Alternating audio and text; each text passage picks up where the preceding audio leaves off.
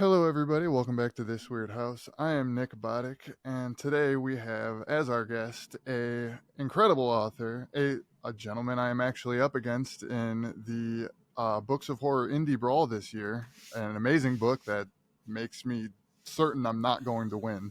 Mr. Todd Keisling. How you doing, Todd? Hi, Nick. It's great to be here, man. And don't sell yourself short. I have a snow cone's chance in hell of getting anywhere in that brawl. So, I mean, so like no line. I'm not just saying this because you're the guest or whatever. But when that was all going on, like all the voting, or I guess not voting, but like the uh, leave a comment for which books you want to see or whatever. yeah.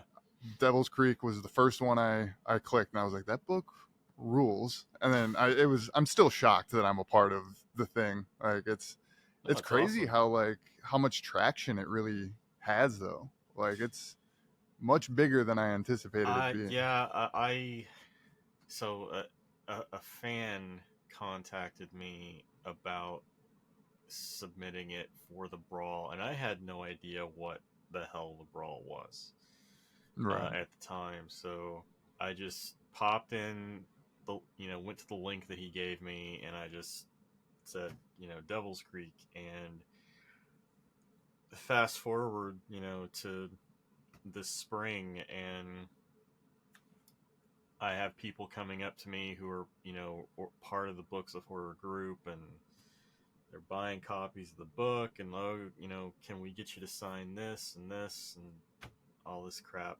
and you know, it it was like, yeah, it didn't really hit home for me how large the Books of Horror group, was at the time, until Yeah. they asked me to sign like 32 basketballs at AuthorCon, which was weird. That's awesome. Yeah, I went to this like this little book fair thing where there were a couple of authors who are in this year's brawl, and I didn't have like a table there or anything. I was just going as a fan of books, Yeah. and I mentioned I was talking to one guy, Jay Bauer, who's in the brawl this year, and I was like, oh yeah, nice to meet you. I'm Nick Boddick. I wrote Daughter's Drawings, and the shameless self promotion. Someone like the organizer of the event who had greeted me coming in, I assumed just as like oh welcome, have a fun look around. She was like, oh my god, you wrote Daughter's Drawings? That's one of my top Oh, ones on the nice. thing. I was like, oh my goodness, thank you so much. I That's am awesome. going to let this go right to my head. But yeah, man, it's been really cool. Like I'm excited to see it because as far as I know, it was substantially smaller last year. So to see it go from what I've heard it was last year to what it is now, I imagine it's going to get even bigger, which is great. I need to write another book. Don't we all?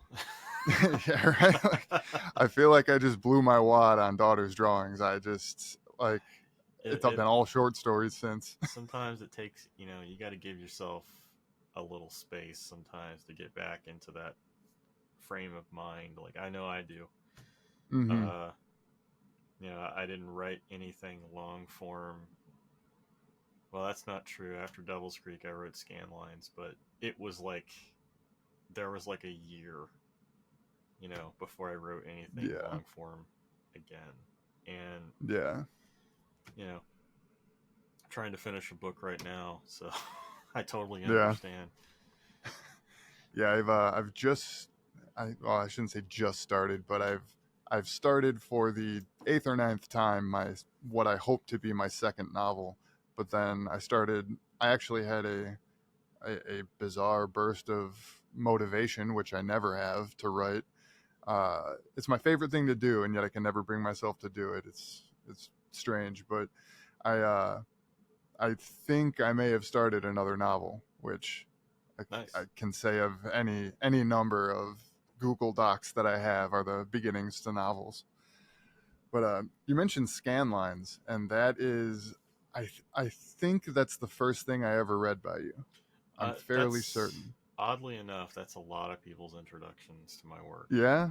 I think it's just because how widespread it was. It was in the Nightworms box, and then it Mm. gets mentioned on TikTok fairly regularly. Um, and I hesitate. I hesitate to call it a viral thing, but word of mouth has definitely, helped that book make its rounds. Like I was at StokerCon a couple of weekends ago and met Brian Evanson, and he told me that he loves scan lines, and I was just like, you know, not worthy, not Yeah, worthy. right. Uh, Yeah, yeah, that that's oops, sorry. go ahead. I was just gonna say like that one connected with me on like a deeper level than most because reading it, I felt like I remembered my own time as like an edgy 13-year-old. And I was like, damn, dude, like I was these guys, like searching, not even necessarily searching. I just came across it and I watched it and I was like, oh, Ben, Mike, you guys got to check this out. It's so cool. Yeah, I was just, yeah. I forget who I was talking to, but I was telling them, some behind the scenes stuff about the book and the the images that are in it of you know the two boys. That's actually the real Danny and Jordan. I got their Oh, permission to let me use an old photo that was from Jordan's high school graduation, as a matter of fact. that's awesome. Yeah, so they're still alive. So Good to know. they So wanted me to Scanlines kill them is in the book, though, and that's why that happened. So spoilers. I've gotten a lot of that. I've gotten because not to bring it to myself again, but Daughter's Drawings started as like a no sleep story. No sleep Hmm. is like a Reddit thing. You're Hmm. familiar.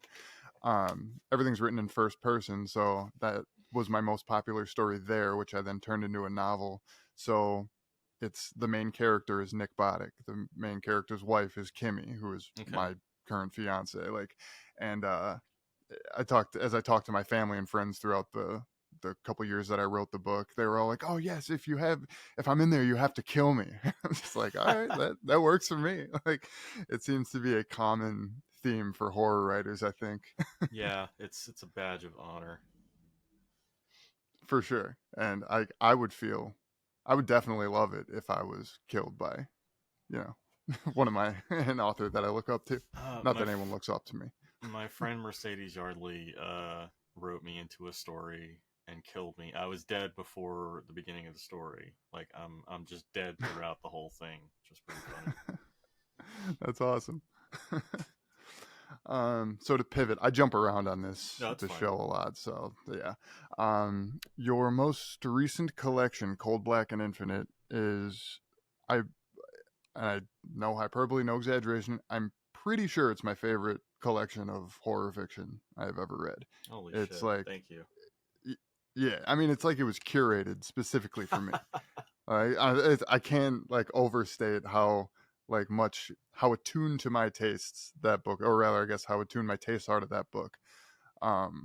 And you wear the Legati influence on your sleeve in that one, and I am forever fascinated with Thomas Legati and his work and the guy, which I know nothing about. I know nothing about him himself, but uh, what is it about Legati that you connected with to the point that you not fashion your stories after him, but you kind of adopt that the not necessarily the worldview. You know what I mean? Like, what is it about him that has influenced you as much as it has? Well, and I'm sure that a lot of the Legati purists will crucify me for getting things wrong here. Like I'm a fan of Legati, but I'm not like a diehard, have read every single story he's ever written and Mm-hmm. analyzed it and written an essay about it, fan. Yeah, But no, I definitely that's fair. appreciate his work. Very influential on me in a lot of ways. But I think for me, it's a little bit of the sarcastic cynicism that you can find in his stories, and also just the way. Let me back up. The thing that fascinated me most about the about Legati initially was how he was able to take a very simple concept and imbue it with this quality of a nightmare. like when Yeah. Pseudopod, uh, they produced the Bungalow House. That was my first exposure to Legati. Okay. Was Pseudopod. A lot of I listened to a lot of podcasts when I was in corporate because that was the only time I had to read, essentially. And Pseudopod exposed me to a lot of fantastic authors, Legati being one of them. And I listened to that story maybe 10 or 15 times, over the course of several weeks because I couldn't, I was trying to dissect why it was so effective and how he was able to do what he does in that story. And it's a little bit of the narrator, it's the prose, it's the language, but there's also this magic that is uniquely, Legati. And I don't think anybody, the Yes. only person I know of who can come even close to capturing that is John Paget, who, of course, is Hmm. Legati's protege. Um, so I try to, with my stories, I try to tap into that nightmarish quality, or I strive to do so. I don't always, hit the mark. Um, but I definitely try to tap into that, that uh, surreal quality of it, and also throw my voice in there because I too am a, bit of a cynic and very sarcastic and dry. In case you couldn't tell. I hear So the yeah, exuberance in your voice. Yeah. yeah, um, I I actually kind of discovered Legati in a similar way, insofar as I saw or I read a story of his from the Spectral Link, and it's a story called "The Small People." I'm not sure if you're familiar yeah. with I it. actually have the vinyl recording of Oh, that that's from awesome. Cadabra Records. As a matter of fact, now that we're talking about Legati, I actually have this on my desk. I did not plan this. His script for Crampton, Oh, Crampton, I have it's right behind here the for me. full length script, not the X Files episode script. Yes, I was privileged to actually be hired on to do the interior work on this, and also for Michigan Basement, which I haven't even opened yet. I'm I'm about 60 pages in. It's unbelievable. Yeah, I have a, a problem with I have an addiction to Chiroptera Press Thomas Legati releases. right. It's Like I I've got their just some of their like little single story chapbooks that they were doing that had like the vinyl covers and stuff. Just yeah, fantastic quality. Jonathan does a great job there. I love yeah. what they're doing. I've bought a lot of books from a lot of I are they an indie press? I think they're Yeah, an they're indie totally press. Yeah. indie. They're I based out of Philly. okay. Um, Okay. yeah, like Chiroptera and Cadabra. Like Chiroptera is kind of the publishing arm of Cadabra. Like it's the same company, Okay. the same people anyway. And yeah, just Jonathan's a huge fan of weird fiction, and he gives it the respect it deserves. Yeah. I was just gonna say I've bought a lot of books from a lot of indie presses and nothing comes close with respect to the great many indie presses I've bought from, but like Chiropteras are just unbelievable. Yeah, yeah, And they sent an email out recently with their here's what we have coming out next. No dates or anything, but it's like, oh, my second favorite Thomas Legati collection. Oh, a Matt Bartlett collection. mm-hmm. Oh, another Legati thing. I'm just like, God damn it! I only have so much money. Yeah. Seriously, they And sent me. I did the on for those who are listening who don't know me. I'm also a graphic designer, so I specialize in a lot of like interior layout work on books and stuff for publishers, and they hired me a couple of years ago to do the interior for the English translation of Backstage, which is Fabio Frizzi's memoir. Fabio, Mm. an Italian composer who did the work on, who did the film scores for Lucio Fulci.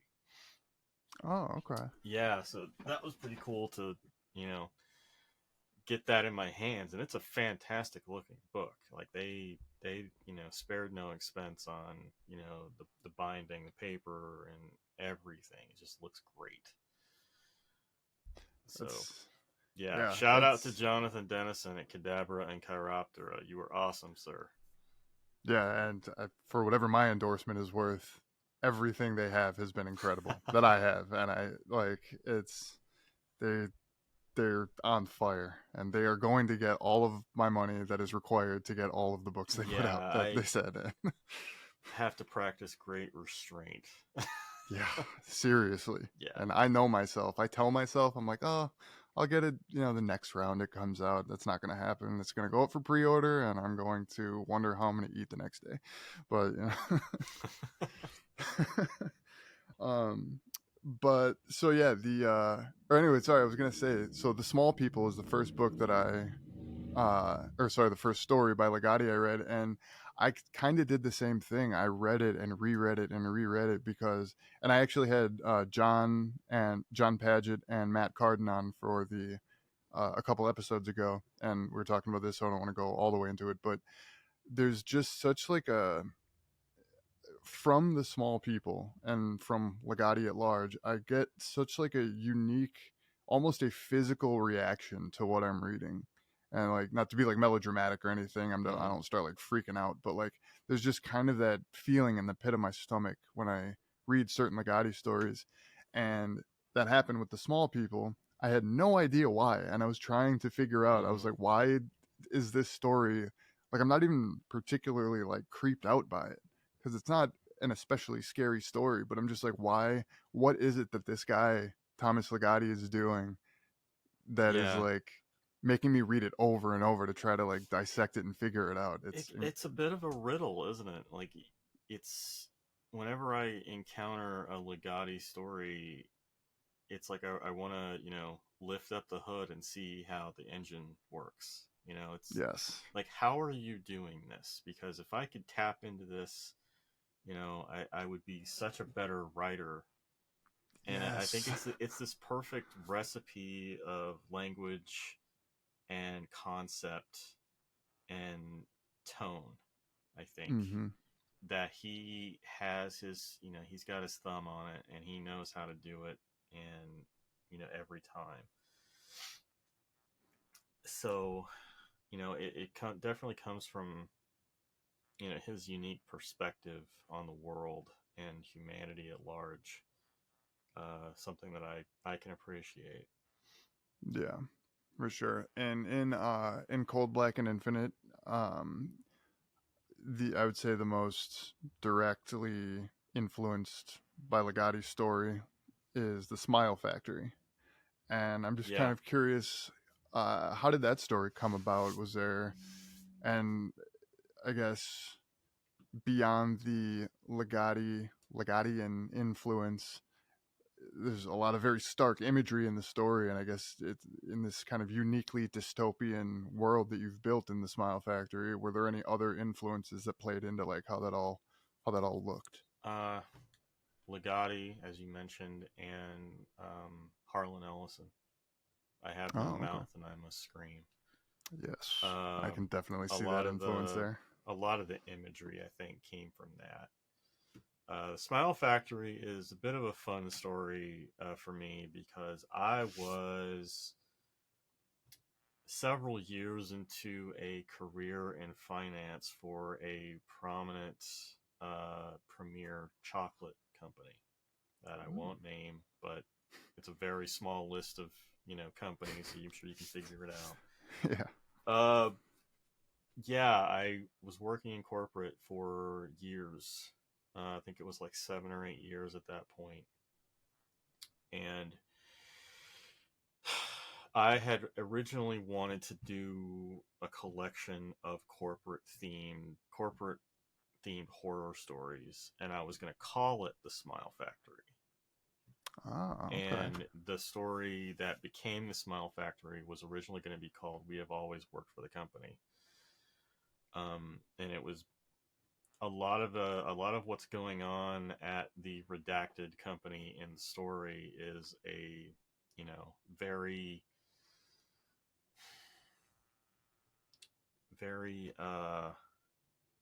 what's the word I'm looking for? I just blanked on it. It basically it's a reflection of what was happening in the company that I worked for at the time. There was a lot of turnover. There was one, you know, my manager and I were at odds. And I actually just talked to Neil McRobert about this on the Talking Scared podcast. You know, my boss called me into his office one day, and basically the conversation revolved around my personality and, you know, wanting me to smile more because I made people uncomfortable. And Wow. I remember saying, you know, like, you want me to wear a mask? Because this is my face. And I didn't know it at the time, but, you know, I'm on the spectrum. And, you know, I wish I had known so that I could throw that up in his face and get HR involved and get him in trouble, because that was bullshit. And it was a bullshit conversation. Yeah. But it kind of stemmed from that. There was some bad blood there. We had a upper level executive who was, I think, was actively trying to sabotage um, our department.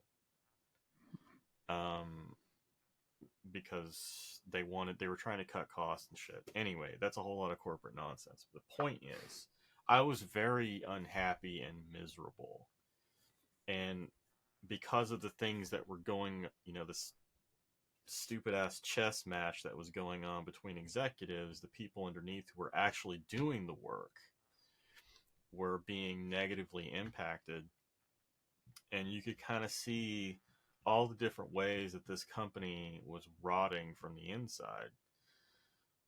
So I took that, I took the whole smile conversation, and I started thinking, well, you know, what if our parent company that just bought us and is now trying to dismantle us from the inside out, what if they were like some cosmic entity? And, you know, it kind of went from there. And like, what if the whole point of the company is to manufacture misery that they feed upon? Because that's what it felt like. You know, it's like they're just feeding off our misery. And like, okay, what if getting promoted meant changing your personality and making you less human? There was a whole lot of different things there. And then, you know, corporate culture is another way of saying corporate cult. And yeah, a lot of different concepts kind of came together in one story that I wrote for Catharsis. By the end of it, I realized I didn't need to write a collection at all, because I'd said everything I needed to say about it in that one story. So that's a very long, convoluted way of explaining how the Smile Factory came to be. That's fascinating. I love when I learn of how real life things make it and how it all gets boiled down into a story. Because I mean, every writer of every genre has, you know, imbues their stories with you write what you know and all that. And Yeah, so wow, there's some pretty direct lines there from real stuff. It's uh, easy to see and there how that is a happened. bit of an Easter egg as well. The whole thing about Charles Boyd. Charles Boyd is this random recurring character that's popped up in a couple of my stories in the past.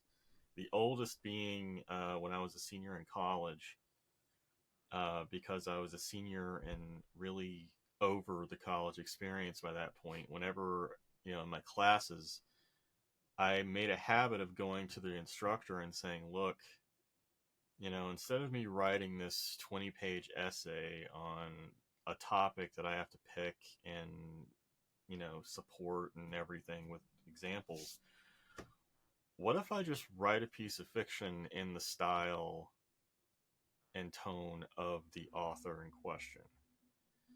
Mm. And a few of my instructors were fascinated by that and took me up on it. And uh, for this one, Charles Boyd came about. He was a character in a story that I wrote that was intended to imitate Borges, Oh, and okay. about this computer programmer who happens to like interact with a cosmic being through code.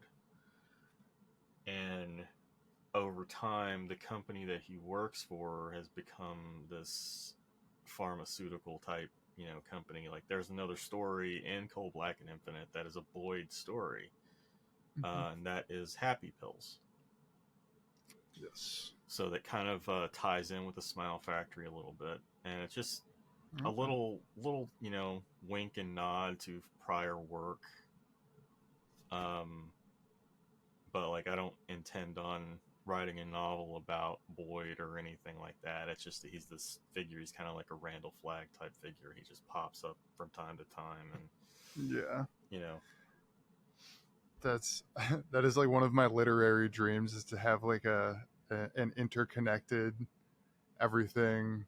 Like this book happens over here, while this book happens over here, but they are technically connected. And yeah, I love that one thread that does that. And I um, don't want to have like a, because I feel like it could be easy to do that, but I want it to be somewhat meaningful. And yeah, that sounds like Charles Boyd sounds like a cool way of having gone about that. yeah. I've got a few of those. Like, pretty much everything that I'm working on now currently all ties in with the Southland mythos, which Devil's Creek is kind of the center point of that. Mm-hmm.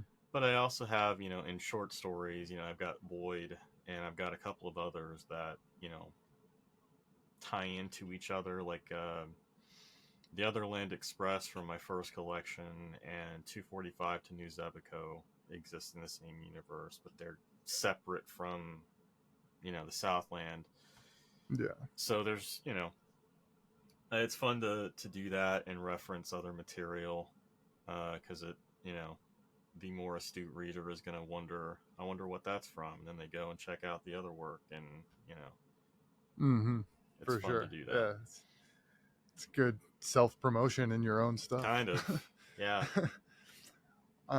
So the what was I gonna say? So like the when I say that Cold Black and Infinite is my favorite collection of all time, you actually yourself are just one of probably my top three authors all time, because of your body of work. Like it as I said of Cold Black and Infinite, your body of work just fires on all cylinders for the interests I have within horror, Thank you. or even just personally. Like Scanlines hit that 13-year-old edgy teenager me. Um, and then you have the Legati influence. There's Lovecraftian influences all over your work. Devil's Creek, like um, my favorite topic in horror is cults. I am fascinated by cults, and I have started the novel I am tentatively currently working on is about cults.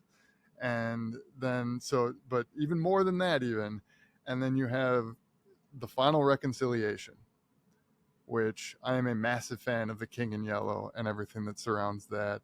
And that's actually one I wanted to ask you about next. Sure. Is I guess how did that one come about, or if it's as simple as, oh, I read The King in Yellow, thought it was cool, and decided to write more into it. That's cool. But Uh, so the Final Reconciliation came from True Detective. oh, okay. But like True Detective was kind of like reminded me that the King in Yellow existed.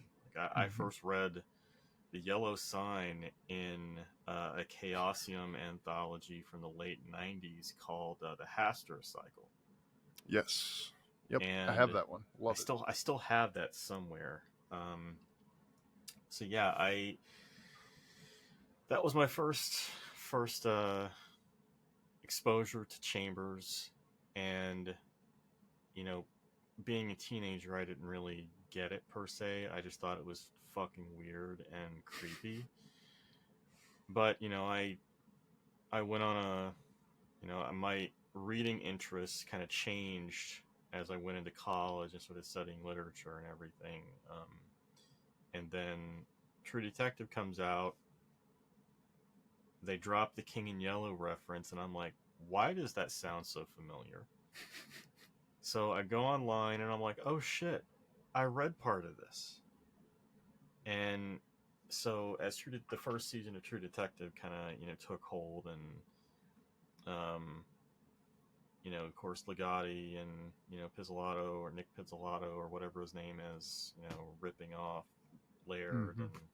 and Legati. That controversy aside, it was a good season of TV. Oh yeah. I was fascinated with the idea of there being this banned text or banned media that could drive the viewer or reader insane. And with all the imagery that pops up in the poem by what's his name? Oh my god, I can't remember his name. Bierce, Ambrose Bierce, his Ambrose poem, Bierce, yes. and then Chambers extrapolating on that. All the imagery seemed like, why hasn't somebody done a metal album about this, like a concept album? Because the imagery is so ripe for a metal album cover.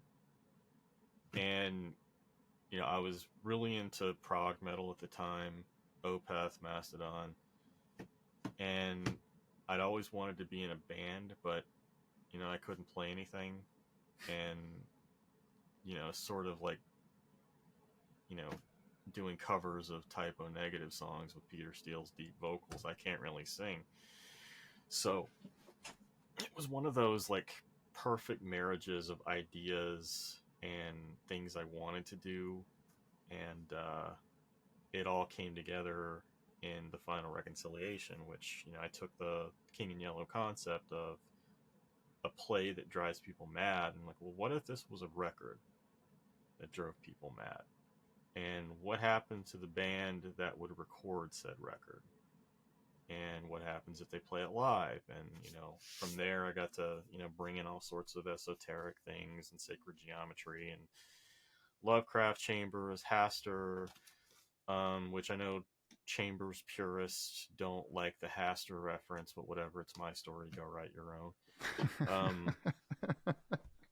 And I got to have a lot of fun with that, and the result is the final reconciliation.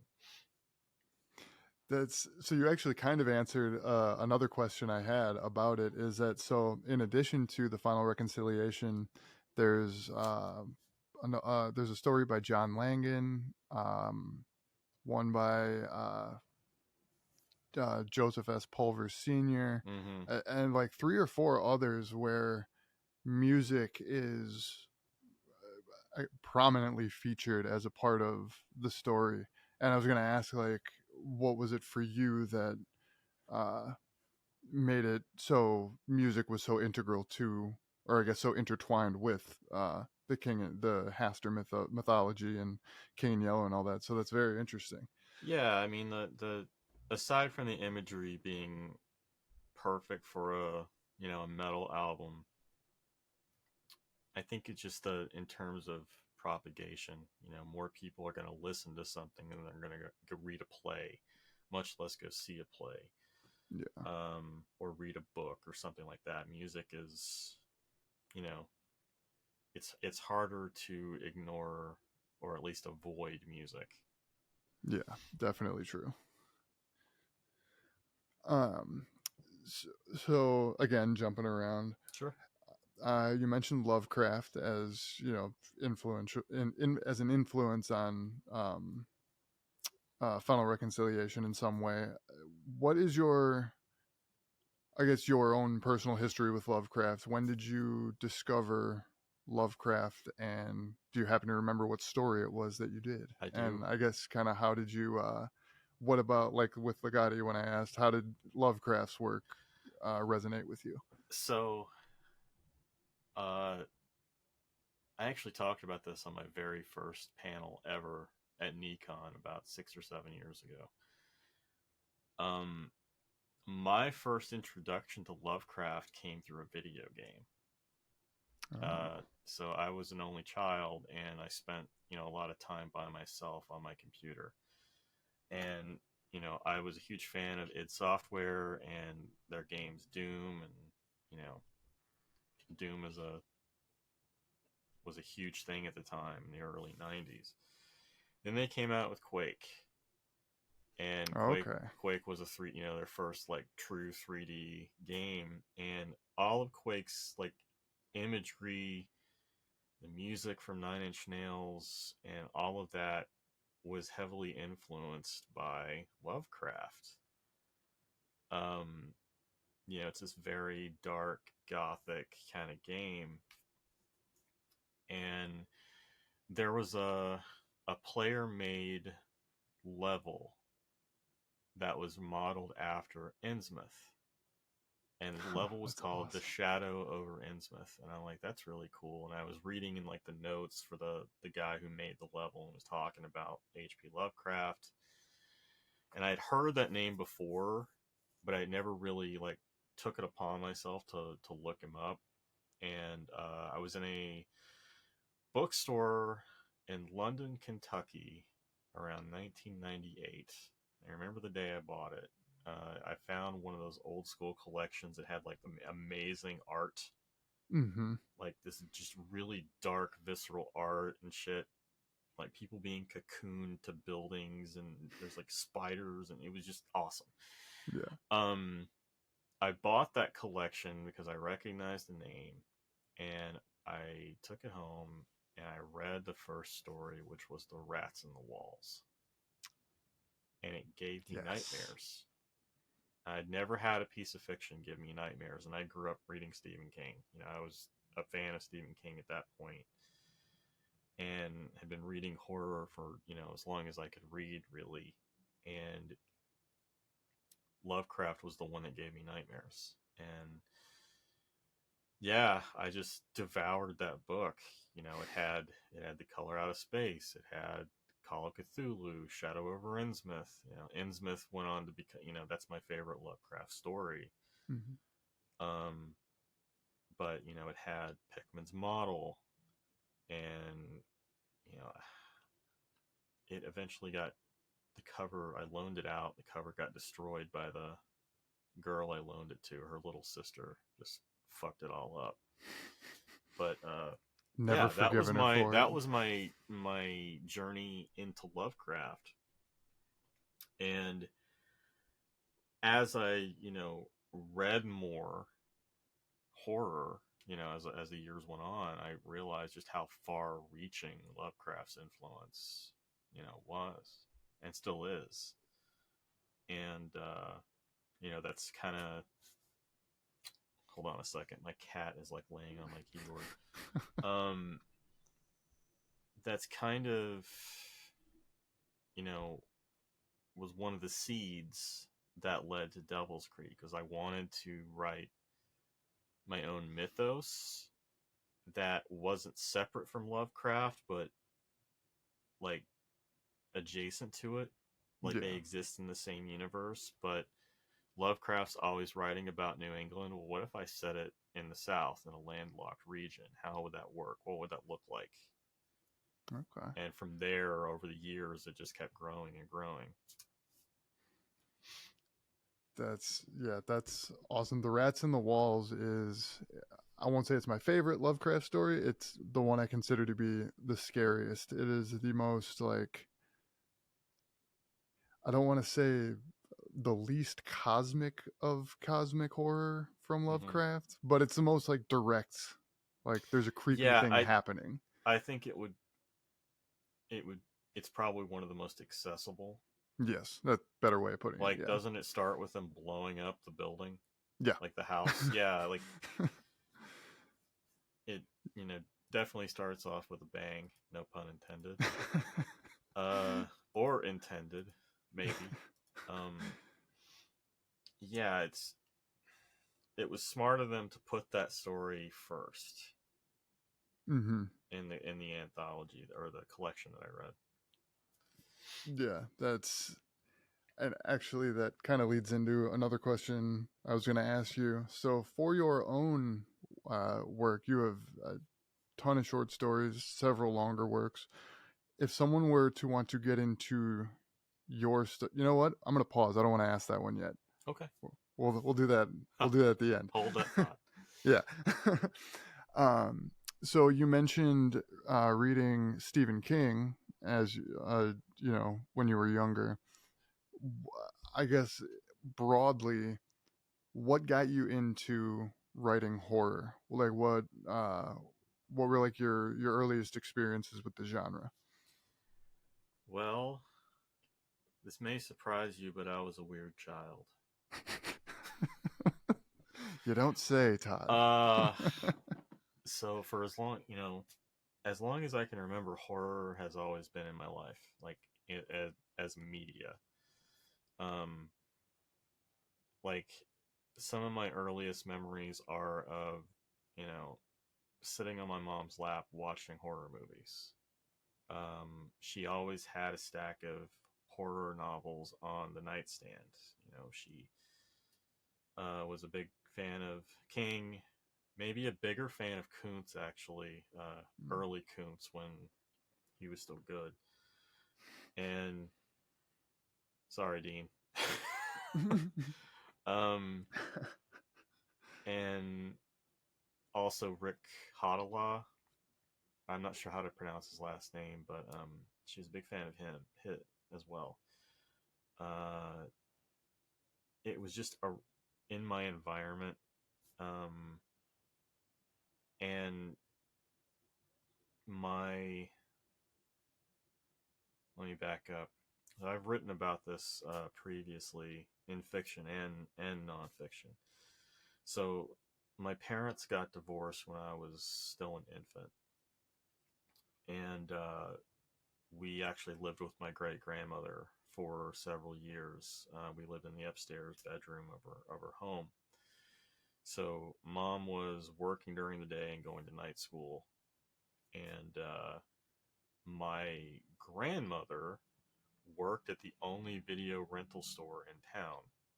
And this is southeastern Kentucky in the 1980s. So we we had one of those rent to own top loading VCRs from Curtis Mathis, and during the day to give my granny a break from babysitting me, mom would always rent like Disney movies or kids movies, and then she would also rent some horror movies for herself. And because I'm alone for the most part during the day or up in our bedroom, I'm just watching these movies and I just go through them all. I don't just stick with the Disney or kids movies. I also watch some of the horror films, and I two favorites emerged from when I was a child, and one was Maximum Overdrive, which, as we all know, was Stephen King's only directed film, and it's awful in the best way possible. I'll die on that hill. Absolutely.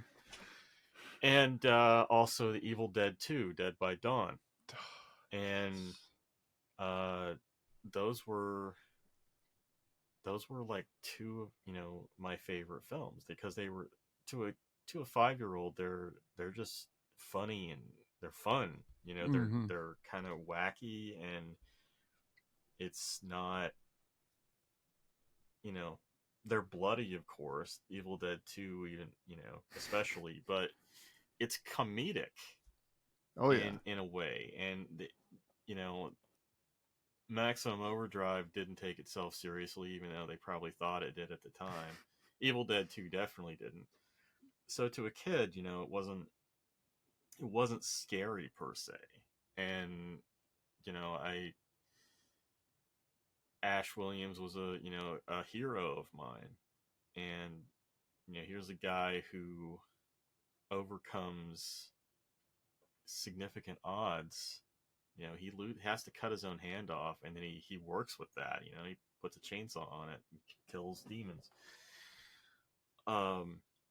So a story I love to tell is that we had this, back in the day, kids, if you wanted, if you wanted to copy a film, you could get two VCRs, and there was a way of connecting them together. So when you played it on one, you could put the other one to record, and it would record onto a blank cassette.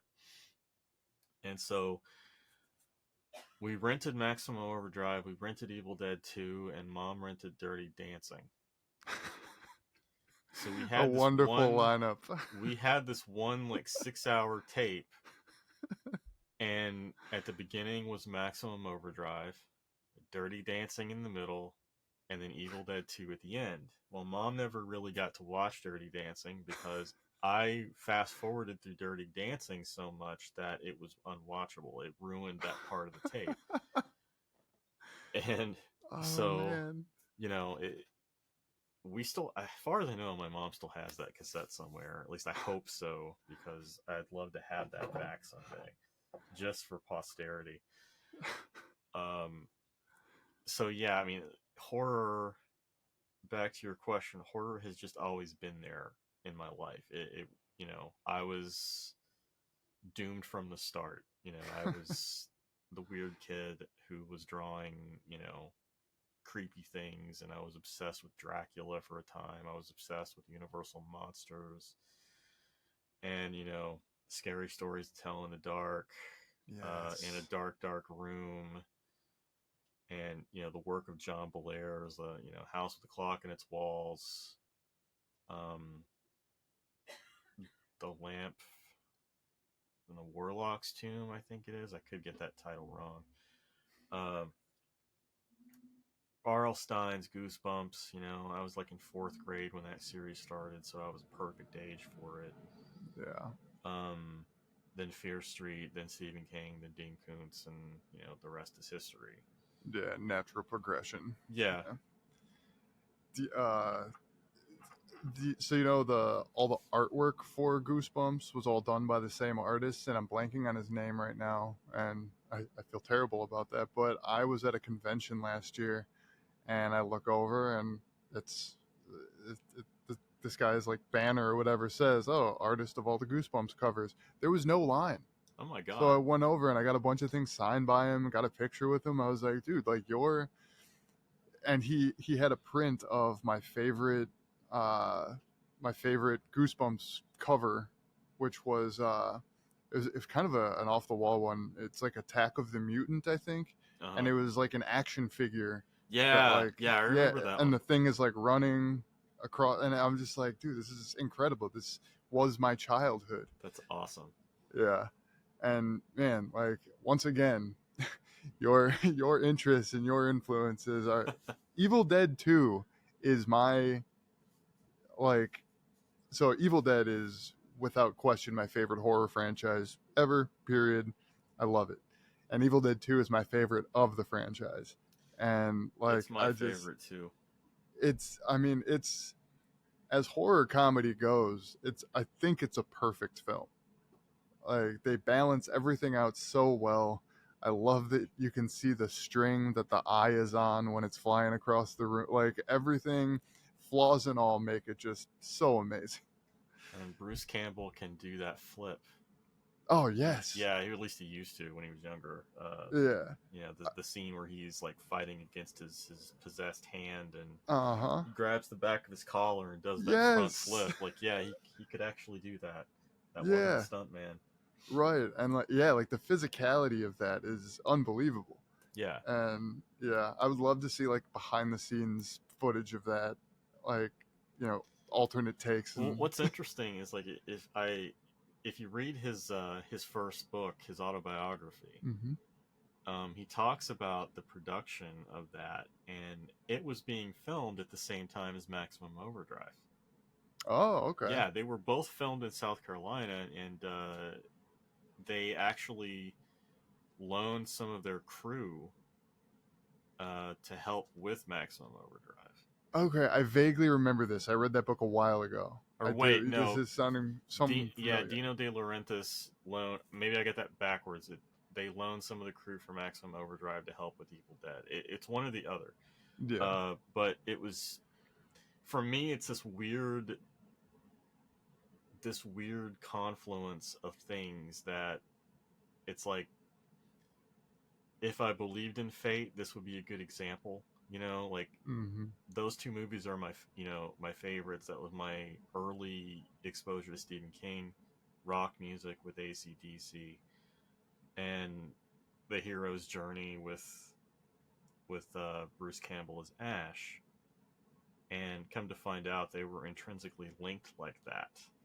Yeah, that It is was such a odd wild. thing. Yeah, That's so cool. yeah. It's like, well, this was, at least I come by it honest. I mean, this was meant to be. That's pretty incredible. Yeah, I Bruce Campbell is such a fascinating guy. Yeah, Like I I love that he found his niche and perfected it.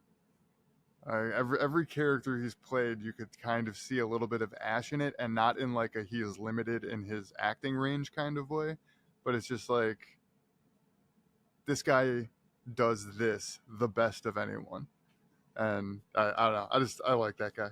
yeah. Um, so back around to that other question I was going to ask before. Sure. So say someone is looking for a new author to find, and they say, "Oh, this I like this name, Todd Keisling." Where would you direct this person who knows nothing about your work to start? What would give someone the best idea of what your writing is like? Well, it depends on what they're looking for. If they're in the mood for short fiction, then obviously my collections are, the place to start.